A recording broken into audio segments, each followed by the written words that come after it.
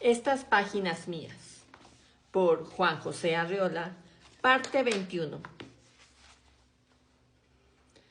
A la altura actual de las circunstancias, me siento un poco incapaz de negar el valor profético que tuvieron tales habladurías. Por fortuna, se produjo entonces un incidente que yo juzgué del todo favorable, ya que me dio la oportunidad de sacar de mi casa el germen del drama. Aunque, en fin de cuentas, de modo provisional, 3 señoras respetables se presentaron en mi casa una noche en que Gilberto no estaba por ahí.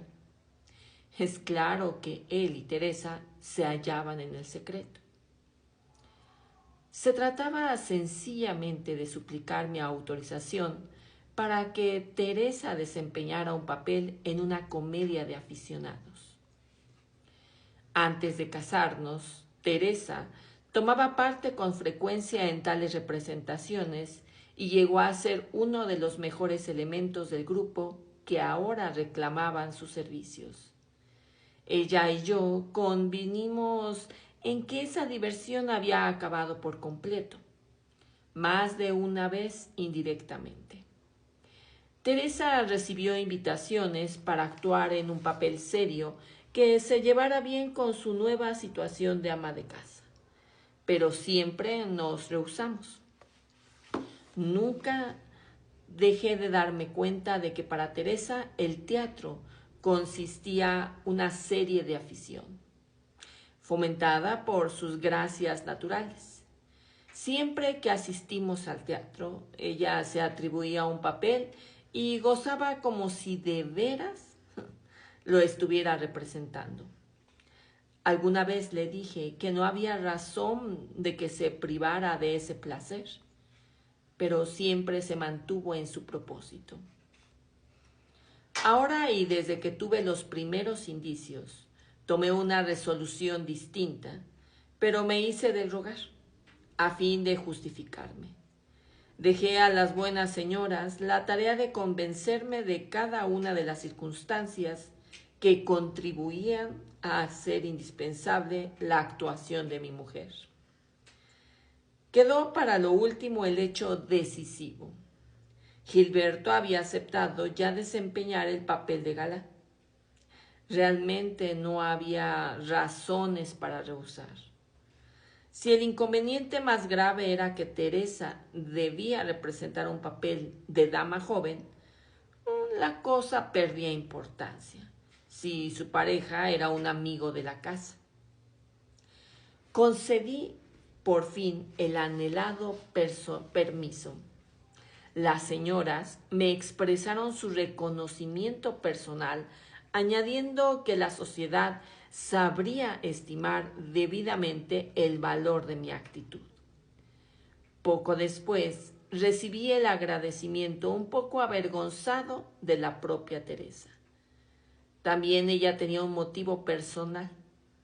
La comedia se iba a representar, era nada menos que La Vuelta del Cruzado, que en tiempos de soltera había ensayado 3 veces, sin que se llegara a ponerla en escena. En realidad tenía el papel de Griselda en el corazón.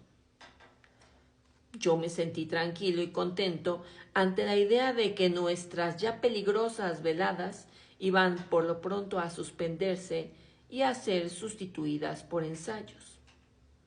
Allí estaríamos rodeados de un buen número de personas y la situación perdería las características que empezaba a hacerla sospechosa. Como los ensayos se realizaban por la noche, me resultaba muy fácil ausentarme de la tienda un poco antes de la hora acostumbrada para reunirme con Teresa en casa de la honorable familia que daba hospitalidad al grupo de aficionados. Mis esperanzas de alivio se vieron muy pronto frustradas. Como tengo voz clara y leo con facilidad, el director del grupo me pidió una noche, con un temor de ofenderme que todavía me conmueve, que hiciera de apuntador. La proposición fue hecha un poco en serio y un poco en broma, para que pudiera contestarla sin hacer un desaire. Como es de suponerse, acepté entusiasmado y los ensayos transcurrieron felizmente. Entonces empecé a ver con claridad lo que se me había parecido una vaga aprensión. Yo nunca había visto dialogar a Gilberto y a Teresa. Es cierto que podía sostener apenas alguna conversación, pero no había duda de que entre ellos se desarrollaba un diálogo esencial, que sostenía en voz alta delante de todos y sin dar lugar a ninguna objeción. Los versos de la comedia que sustituyeron el lenguaje habitual parecían hechos de acuerdo con ese íntimo coloquio. Era verdaderamente imposible saber de dónde salía un continuo doble sentido, ya que el autor del drama no tenía por qué haber previsto semejante situación. Llegué a sentirme bastante molesto. Si no hubiera tenido en mis manos el ejemplar de La Vuelta del Cruzado, impreso en Madrid en 1895, habría creído que todo aquello estaba escrito exclusivamente para perdernos. Y como tengo buena memoria, pronto me aprendí los 5 actos de la comedia. Por la noche, antes de dormir y ya en la cama, me atormentaba con las escenas más sentimentales. El éxito de La Vuelta del Cruzado fue tan grande que todos los espectadores convinieron en afirmar que no se había visto cosa semejante. Noche de arte inolvidable. Teresa y Gilberto se consagraron como 2 verdaderos artistas, conmoviendo hasta las lágrimas a un público que vivió a través de ellos las más altas emociones de un amor noble y lleno de sacrificio. Por lo que a mí toca, puede sentirme bastante tranquilo al juzgar que esa noche la situación quedó en cierto modo al descubierto y dejaba de pesar solamente sobre mí. Me creí apoyado por el público, como si el amor de Teresa y Gilberto quedara absuelto y redimido, y yo no tuviera más remedio que adherirme a esa opinión. Todos estábamos realmente doblegados ante ese verdadero amor, que saltaba por encima de todos los prejuicios sociales, libre y consagrado por su propia grandeza. Un detalle que todos recuerdan contribuyó a mantenerme en esa ilusión. Al terminar la obra y ante una ovación realmente grandiosa que mantuvo el telón en alto durante varios minutos, los actores resolvieron sacar a todo el mundo al escenario. El director, los organizadores, el jefe de orquesta y el que pintó los decorados recibieron justo homenaje. Por último, me hicieron subir a mí desde la concha.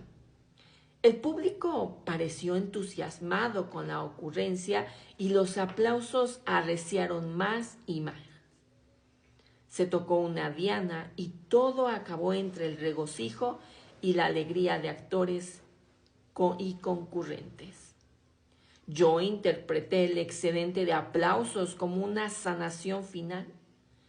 La sociedad se había hecho cargo de todo y estaba dispuesta a compartir conmigo las consecuencias de este drama. Poco tiempo después debí comprobar el tamaño de mi error y la incomprensión maligna de esa complaciente sociedad. Como no había razón para que las visitas de Gilberto a nuestra casa se suspendieran, continuaron, de pronto como antes. Después se hicieron cotidianas. No tardaron en ejercitarse contra nosotros la calumnia, la insidia y la maledicencia. Hemos sido atacados con las armas más bajas. Aquí todos se han sentido sin mancha.